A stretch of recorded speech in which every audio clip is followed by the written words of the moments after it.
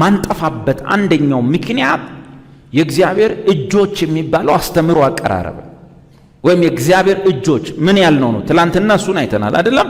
ዮሐንስ 10:28 እናቀዋለን። ከኔም እጅ ማንጠፋበት ምክንያት ከኔም እጅ ከአባቴም እጅ ሊነጥቃቸው ማንም አይችልም። ከኔም እጅ ከአባቴም እጅ ሊነጥቃቸው ማን አይችልም። እስቲ እንግዲህ ከዚህ በላይ ምን እናስ? በነገሩ ይሄ ጥቅስ ብቻውን ይበቃ ነበር። ይሄ ጥቅስ ብቻ። እስቲ ከአብና ከወልድ እጅ ላይ ማን ሊነጥቅ ይችላል?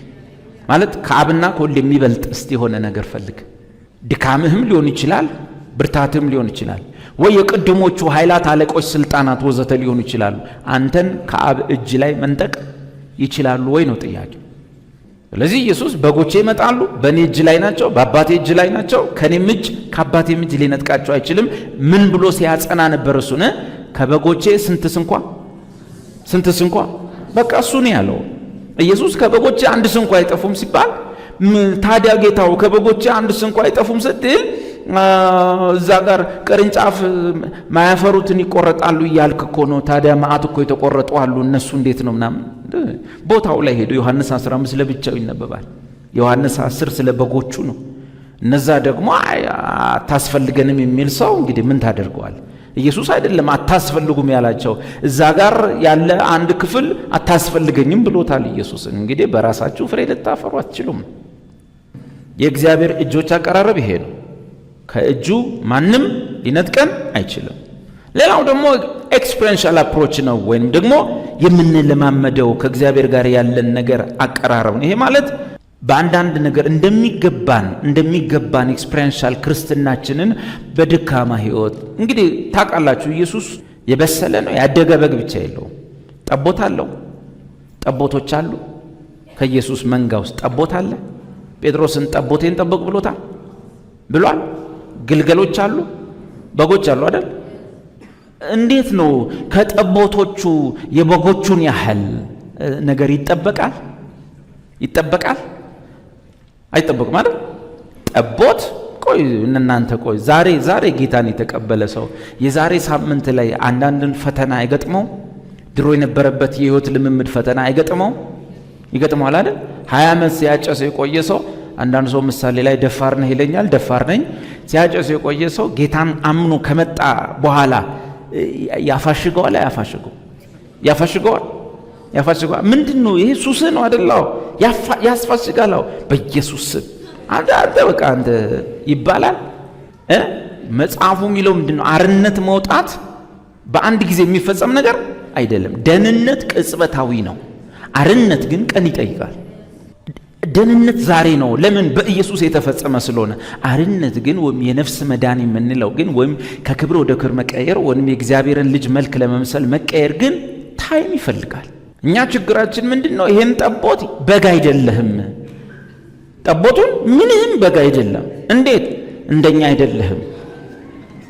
ግን መጽሐፍ ቅዱሱ የሚለው የኢየሱስን እረኝነት ሲናገር በጎቹን ይመራቸዋል፣ ጠቦቶቹን ደግሞ ይሸከማቸዋል ነው የሚለው። ይሰማል። እኛና እሱን ምን ለያየው? እዛ ጋር በጎቹን ያሰማራል ጋጡ እያለ፣ ጠቦቶቹስ ብዙ መራመድ ስለማይችሉ እንክስ ስለሚሉ አቅም ስለሚያንሳቸው ምን ያደርጋቸዋል? ይሸከማቸዋል ነው የሚለው። ምናፍርባቸው ብልቶች የበለጠ ክብር ይጨመርላቸዋል ይላል ቃሉ።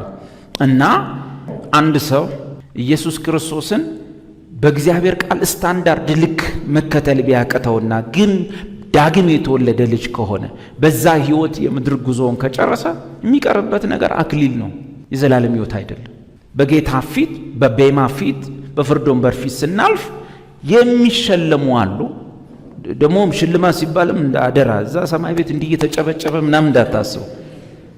እዛው ስንደርስ ብናየው ይሻላል። አንዳንድ ነገር አክሊል ሲባል አንዳንድ ሰው ጌታ እንደዚህ የሆነ ወርቅ አቅልጦ ትልልቅ ቆብ ነገር ሰርቶ ከዛ በኋላ አጨብጭቡለት ምናምን ተብሎ እንደዚህ ነገር ማለት ለምሳሌ በ24 ካራት ወርቅ ኢየሱስ ትልቅ አክሊል ሰርቶ ይሄ መሬት ላይ ጥሩ ይኖረ ነው ለዘላለም ይሄንን ተሸክሞ ይኖራል ብሎ ቢያሸክም ራሱ ቅጣት አይደለም? ያንም ያክል ብረት ለዘላለም ተሸክመ ስለዚህ አክሊል ሲባል አይደለም። በተለያየን አክሊል ተብሏል፣ ደሞዝ ተብሏል። ደሞዝ ሲባል ደሞዙን ይሰጠዋል አይሰጠም። እንደዚህ አይነት ደሞዙን ይቀበላል ይላል እና ያው ሁሉ ተጠቅልሎ ደግሞ በሌላ ቃል ተጽፏል፣ ከጌታ አፍ ምስጋና ይቀበላል ይላል። እኔ ምኑም ይቅርብኝ ጌታ ታንኪው ካለኝ እናቴ ነፍስ አይቀርልኝ። ምክንያቱም ሊለኝ የማይገባው ነው። እኔ እሱን በዘላለም ውስጥ ላመሰግነው ይገባል። የሚገርማችሁ ነገር እኛ በዘላለም ውስጥ ክብር ይገባል እያለን ስናመሰግነው እሱ የዛች ቀን ታንኪው ያለን እኛ ዘላለም ከምናመሰግነው ይበልጣል ለኛ። ምክንያቱስ ማመስገን የማይገባው እኮ ነው የሚያመሰግነው ያለው። አንተ አመስግነኝ፣ በቀለ አመስግነኝ። ኢየሱስ እኮ ሊያመሰግነኝ አይገባም። በባህሪው ራሱ ተመስጋኝ ነው ጌታ። ግን ምስጋናው ከጌታ አፍ ይሆንለታል ይላል። እንግዲህ የማያልቅበት ጌታ ነው። እንዴትም እያልን እንደርሳለን። ጌታ ይመስገን። እና እንደዚህ ነገሮች አሉ። ክርስቲያን እዚሁ መሬት ላይ ምን ጌታም ፊት ቆሞ አክሊል መቀበል አለመቀበልንም እዛ ጋር ብቻ አታስቡት። እዚሁ መሬት ላይ አክሊልም ሊኖር ይችላል ብዬ አስባለሁ። ማለት እናትዬ በደስታ መኖርህ አክሊል አይደለም? መዳንህን አውቀህ መኖር ራሱ አክሊል አይደለም እንዴ? መጽደቅን አውቀህ መኖር አክሊል አይደለም? በቃ ከዚህ በኋላ እኮ ግን እናንተ መካከል ስለ ሲኦል፣ ስለ ገሃነም፣ ስለ ጥልቁ፣ ስለ ጨለማው ማሰብ እኮ ወጣ። በጎ ህሊና ተሰጠን። በእግዚአብሔር ፊት ንጹህ ህሊና ተሰጠን እኮ። ይሰማል እንዴ? ይሄን ህሊና የሌለው ስንት ትውልድ ነው ያለው። ከዚህ ስትወጣ ይሄ ህሊና የለም። እና አንዱ እሱ ነው በኤክስፔሪንሻል አፕሮች የሚባለው። እዚህ ምድር ላይ ጠቦትም አለ። የህይወት ልምምዳችን የተለያየ ነው። እነዚህ ከአክሊል ጋር፣ ከሽልማት ጋር፣ ከደሞዝ ጋር፣ ከምስጋና ጋር የተገናኘ ነገር ነው እንጂ ያለው የህይወት ምልልሱ ከፍታና ዝቅታ ከአክሊል ጋር የተገናኘ እንጂ በቤዛነት ስራ ከተሰራ የኃጢአት ስርየት ከተፈጸመበት የዘላለም ህይወት ጋር ግንኙነት የለውም። በሌላ አነጋገር የዘላለም ህይወት ወደፊት የምንቀበለው ሳይሆን ኦልሬዲ አሁን የተቀበልነው ሲሆን፣ አክሊል ግን ወደፊት የምንቀበለው ነው። የዘላለም ህይወት ክርስቶስ በሰራው ብቻ የሚገኝ ሲሆን፣ አክሊል ግን እኛ በተጋነው ሩጫ ላይ የተመሰረተ ነው። ሩጫዬን ሮጫለሁ፣ የጽድቅ አክሊል ይጠብቀኛል። ሩጫውን በአግባቡ መሮጡን ምን ብሎ ነው የጨረሰው? ሩጫዬን ጨርሻለሁ፣ ስለዚህ የዘላለም ህይወት አገኛለሁ ብሏል። ተቃውሙኛ። ሩጫዬን ስለጨረስኩ የዘላለም ህይወት አለ? ኖ ሩጫዬን ጨርሻለሁ፣ የጽድቅ አክሊል። በሌላ አነጋገር ምን መሰላችሁ? የዘላለም ህይወት ከኃጢአታችን ጋር የተገናኘ ነው፣ ከመልካም ስራችን ጋር የተገናኘ አይደለም።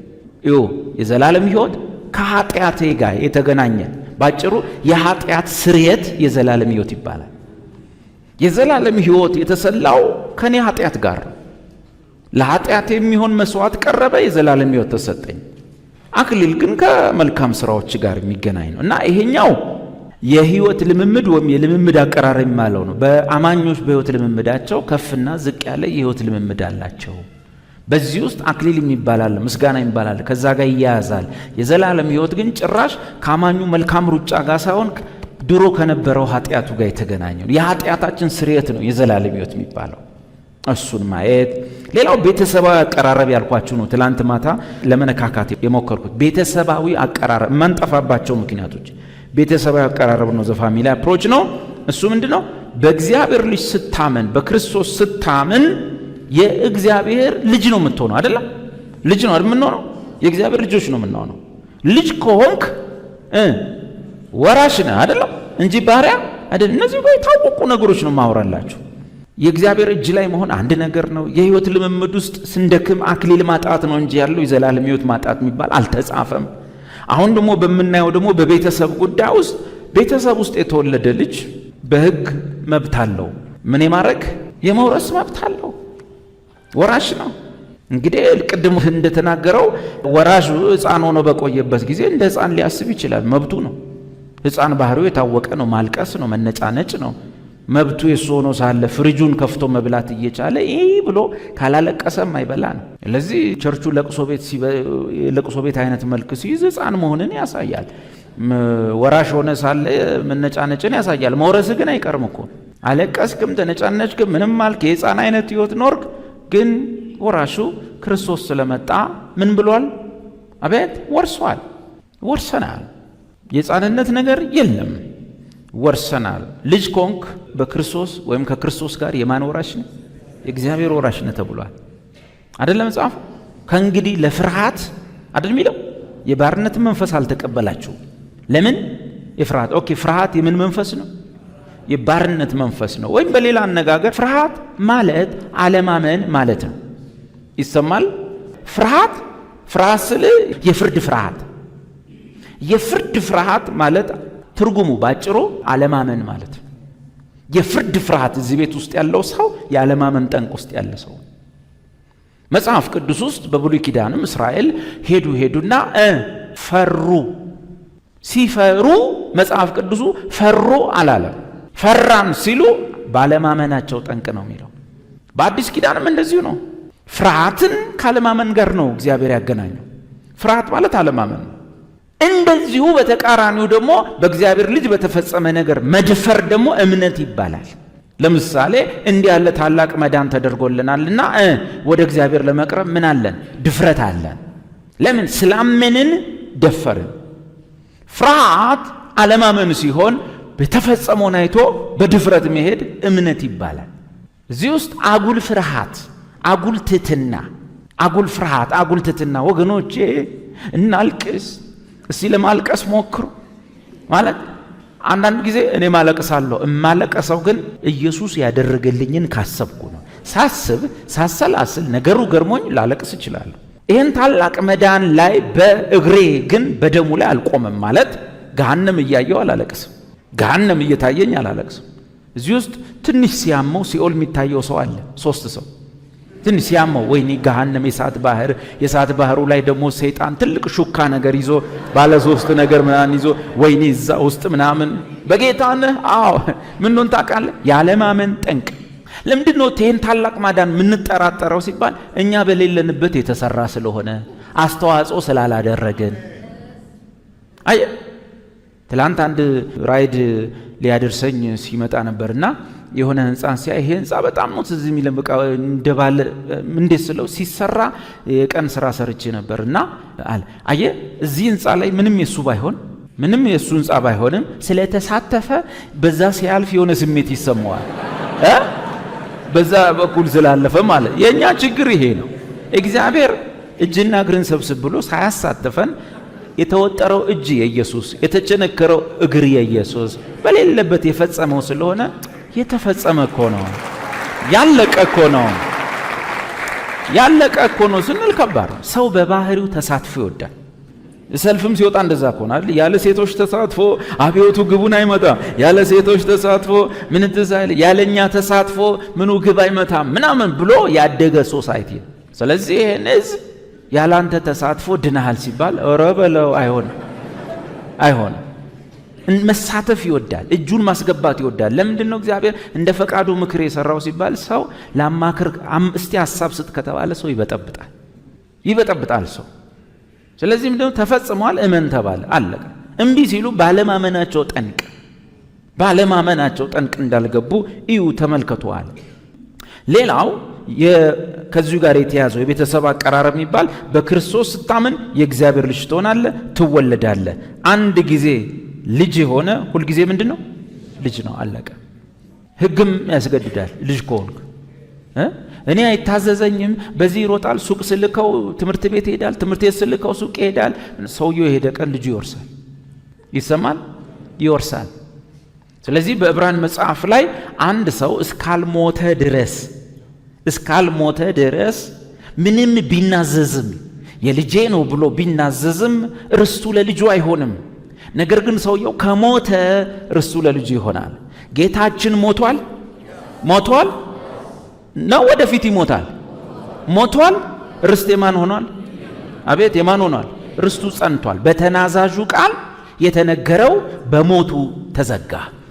መጽሐፍ ነው የሚለው እስካልሞተ ድረስ ምንም ቢናዘዝ ርስት የሱ ነው የልጄ ነው ምናምን ቢልም ርስቱን አይወርስም። ነገር ግን የተናዛዡን ሞት ማርዳት የግድ ነው ልጁ እንዲወርስ። ስለዚህ ጌታ ሞተ። ስለዚህ የተናዛዡ ሞት የዛሬ 2000 ዓመት ላይ አረዳን። ሞተ ተባለ። ሐዋርያት ሞተ ስለ ኃጢአታቸዋል እና አቤት ከሞተ ርስት የማን ሆኗል? አቤት የኔ ሆኗል። ጌታ ሞቷል። እኔ እንጃ ግን ወደፊት መውረሴን አላውቅም ካልክ ምን እያልክ ነው? እንግዲህ ወደፊት ጌታ ስላንተ ድጋሚ ሊሞት ነው ማለት። መጽሐፉ ደግሞ እዛው መጽሐፍ ላይ ምን ይላል? እንደዚህ ከሆነማ ክርስቶስ ሁልጊዜ ሊሞት ባስፈለገው፣ ሁልጊዜ መሞት ያስፈልገዋል ማለት ነው። አንዴ ሞቷል፣ ስለዚህ ርስቶች ተናል ማለት ነው። እሱኛው ማለት ነው የቤተሰብ አቀራረብ። ሌላው የሉዓላዊነት አቀራረብ ነው። እግዚአብሔር ሉዓላዊ ነው። ሉዓላዊነቱ በምንድን ነው? ዓለምን በመፍጠር ብቻ ነው? በማዳንም ነው አይደለም?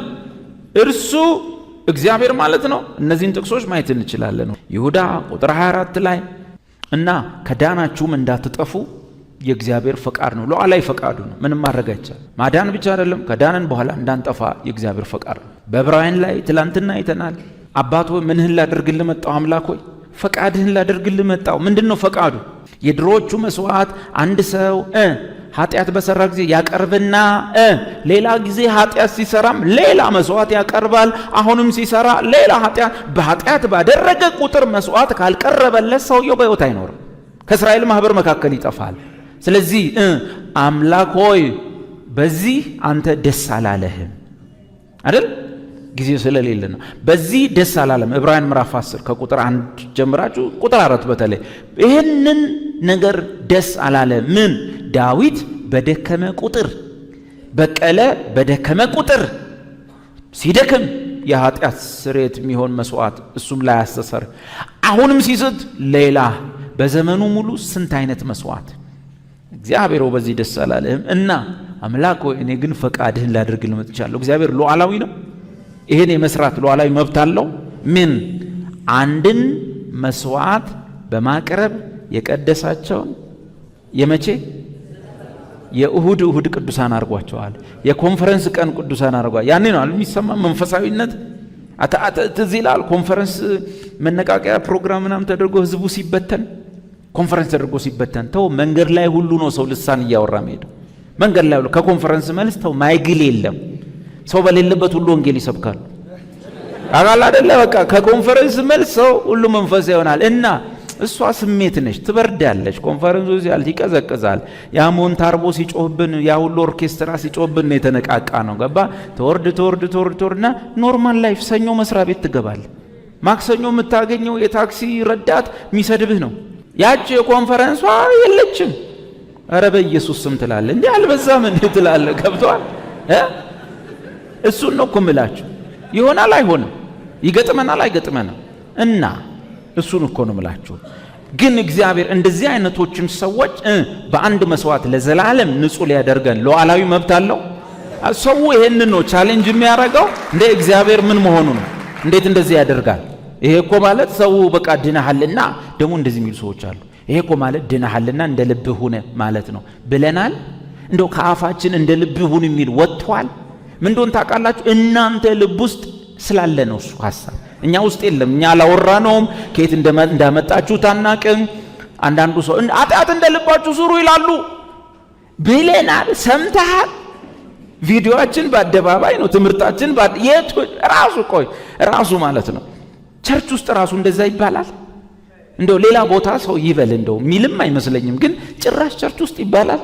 ግን ምንድነው ሲባል ቅድም ያልኳችሁ ለማመን የሚጨነቁ ሰዎች፣ ለማመን የሚከብዳቸው ሰዎች፣ ይህን ታላቅ መዳን ላይ ጥቃት የሚፈጽሙ ሰዎች፣ የወንጌል በላተኞች፣ አገልግሎታቸው አደራ ሳይሆን እንጀራ የሆነባቸው ሰዎች፣ በራሳቸው ጽድቅ ሌላውን በመኮነን የሚኖሩ ሰዎች። እኔ ጅማ ላይ መጥቶ አንድ እሱም ባቆሙ ደግሞ በሆነች በኩል መጥቶ የሐሰት አስተማሪዎች የሚል ሰው ነውና ጅማ መጣና እውነቴን ነው የምላችሁ። እኔ መጀመሪያ ተማሪዎች ስለሆኑ አላምንም አለ። ኧረ እንደዚህ አይልም አልኳቸው። እውነት ብሏል ዴቭ አይልም። ምን እንዳለ ታውቃላችሁ? እዚህ ውስጥ ያላችሁ እናንተና እኔ እኩል መንግስተ ሰማይ ምንገባ ከሆነ እናንተና እኔ እኩል መንግስተ ሰማይ ምንገባ ከሆነ መንግስተ ሰማይ መጫወቻ ነው። ሃሌሉያ። አላምንም አልኩ። ያን ጊዜ ይሄ ክብ ሲዲ አለ። ከዛ በሱ የተቀረጸውን ይዘው ሊመጡ ስከፍት ይሄው አሁን ያልኳችሁ ነው የሚሉት። እንደዚህ አይነት ሰዎች ነው ወገኖቼ ደህንነታችሁ በእግዚአብሔር ጸጋ በእምነት ነው። ማንም እንዳይመካ ከሥራ አይደለም። ያ ብቻ አይደለም፣ በእግዚአብሔር እጅ ላይ ተጠብቃችኋል። የዘላለም ሕይወት እየተጨነቃችሁ አይደለም መኖር ያለባችሁ። በመዳናችሁ ደስታ ደስ እያላችሁ ኑሮ። ያ የአሸናፊነት ምስጢር ነው ሲባል እንደዚህ አይነት ሰዎች ትምክታቸው ይወድቃል።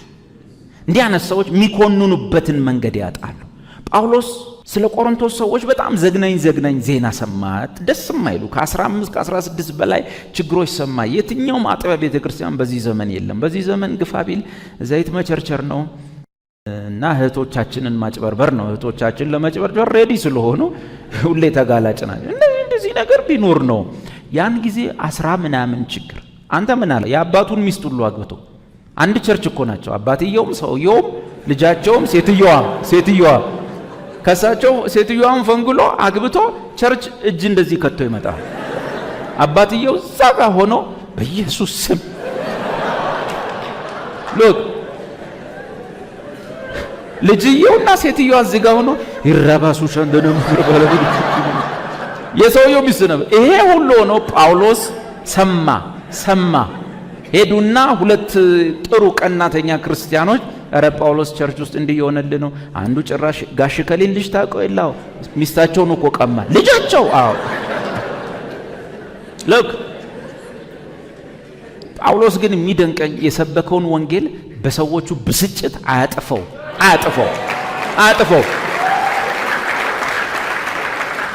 ከዛ ሰማ 10 ምናምን ችግር። አረ ምን በቃ ሰው እኮ ፍርድ ቤት ነው የሚውለው ግማሹም ተባለ። ምንድነው በቃ ይካሰሳሉ፣ ፍርድ ቤት ነው የሚውሉት። ወንድም እንትናን ታውቀዋለህ? አዎ ከወንድም እንትና ጋር ተጣልተው አሁን ሰሞኑን ፍርድ ቤት ነው ኬዙ። እትዬ እንትና ከባላቸው ተጣልተው ፍርድ ቤት። አረ አካቸው ሰማ። ይሄን ሁሉ ሰማ ጳውሎስ። ምን ያልሰማዋል? ከዛ አረ ጭራሽ አንዳንድ ጎረምሶች ስጋ እኮ ጣዖት ቤት በነፃ ነው የሚገኘው። ለጣዖት ታርዶ ሰውቶ ሲሄድ እነሱ ገባ ብለው በላ አድርገው ቸርች ይመጣሉ። እውነት እንደዚህ ማኑ ጎረምሶች አሉ። አዎ አረ ከሱም የባሱ አሉ። ምን የጌታ ራት ቁጭ ብሎ እንግዲህ የጌታ ራት ድሮ የጌታ ራት በወይን ነው የሚደረገው። በወይን ነው እሺ። ምንድነው ስሙ አይደለም አሁን በምታረጓቸው ምንድነው ቪምቶ ኮካኮላ እንደሱ አይደለም እንደወረደች ነች ወይኗ ነች። ከዛ በኋላ እንደዚህ ነገር ምናምን ነው። ሰው በጊዜ ይመጣል፣ ወጣቱ በጊዜ ይመጣና ሲያው ጉባኤው ማንም አልገባም።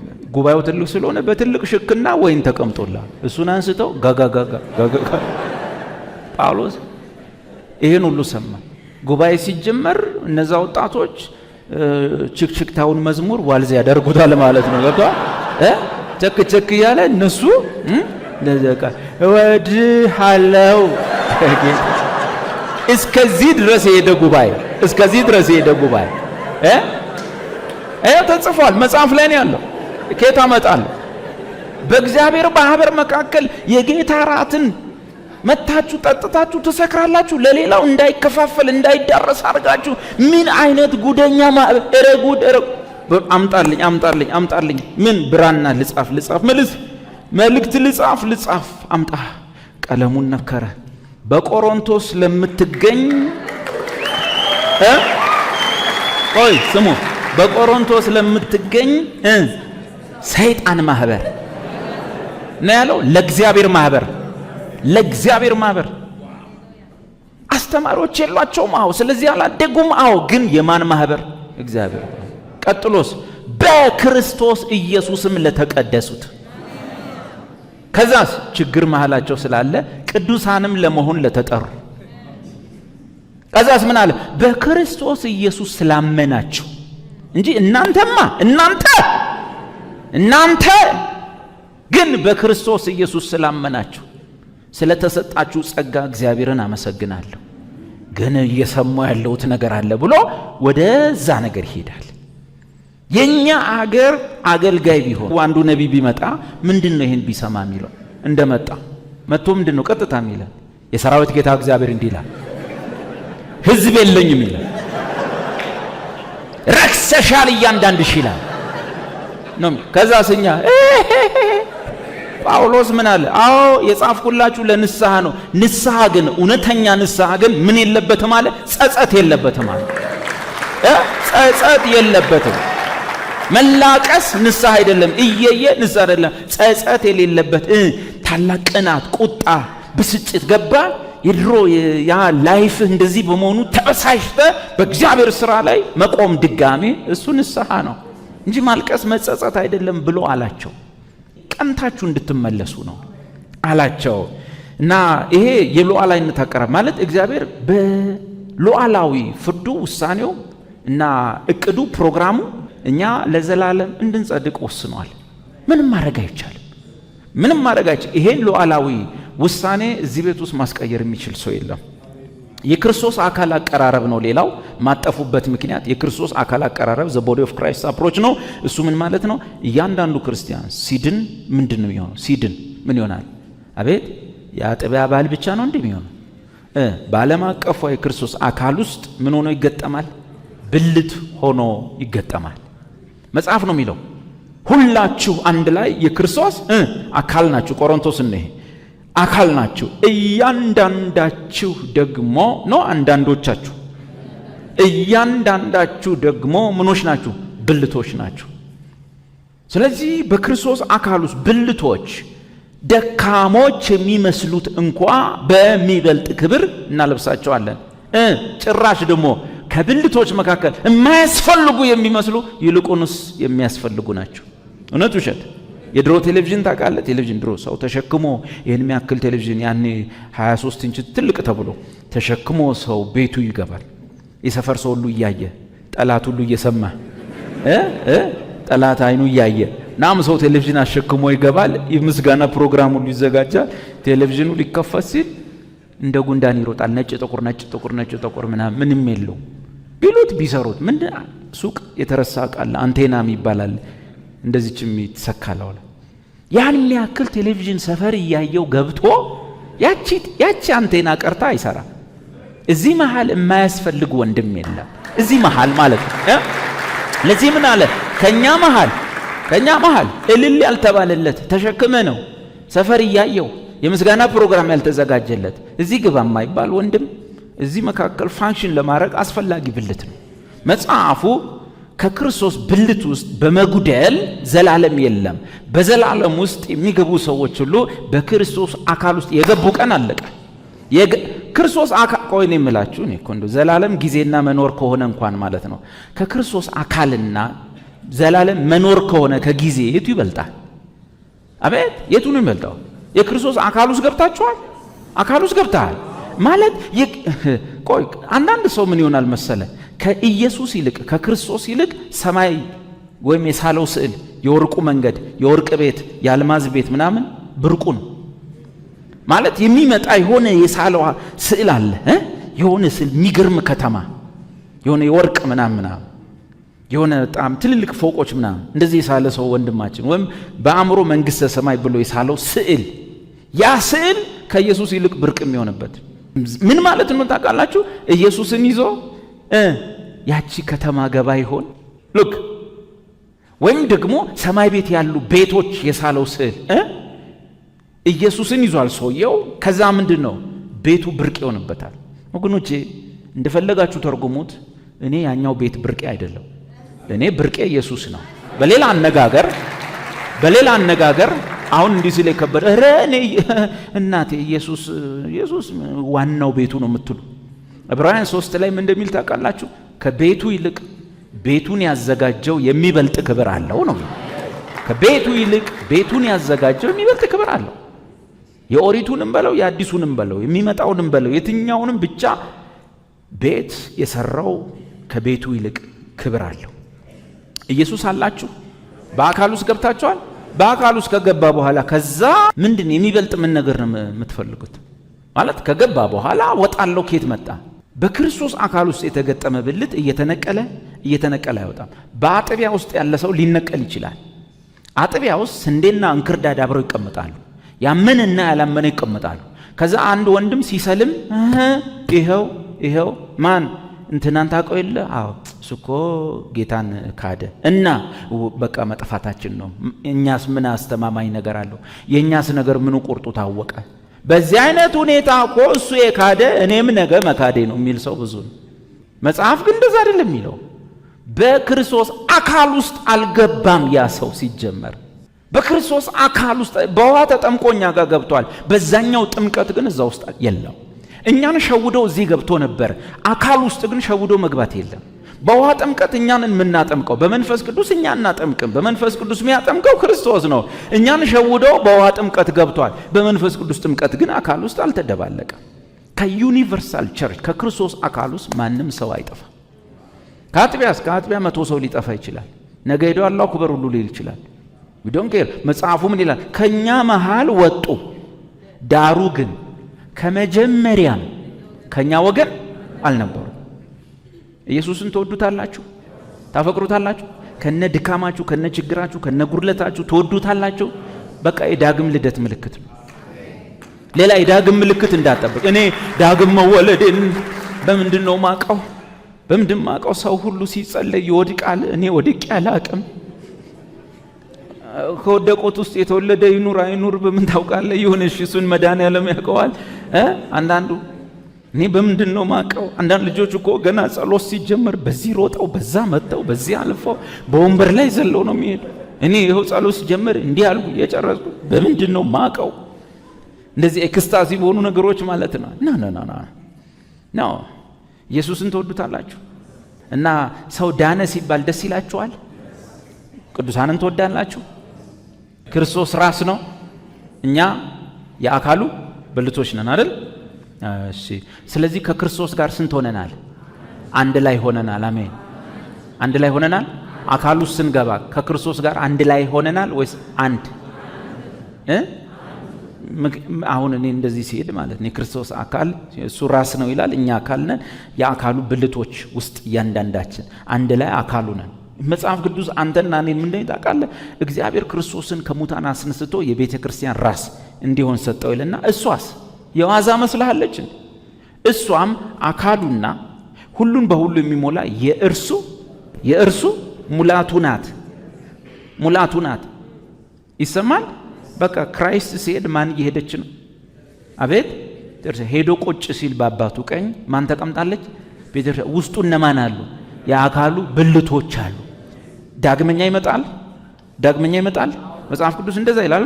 እያንዳንዱ ነገር ከእርሱ ጋር አንድ እንድንሆን ተሰፋን፣ አንድ እንድንሆን በጥምቀት ገባን፣ በእርሱ ውስጥ ማለት ነው። መጽሐፍ ማናቸውም የተጠመቀን ሁላችን ማለት በበዓለ ሃምሳው ከክርስቶስ ጋር አንድ ትሆኑ ዘንድ የተጠመቃችሁ ሁላችሁ ክርስቶስን ለብሳችኋል።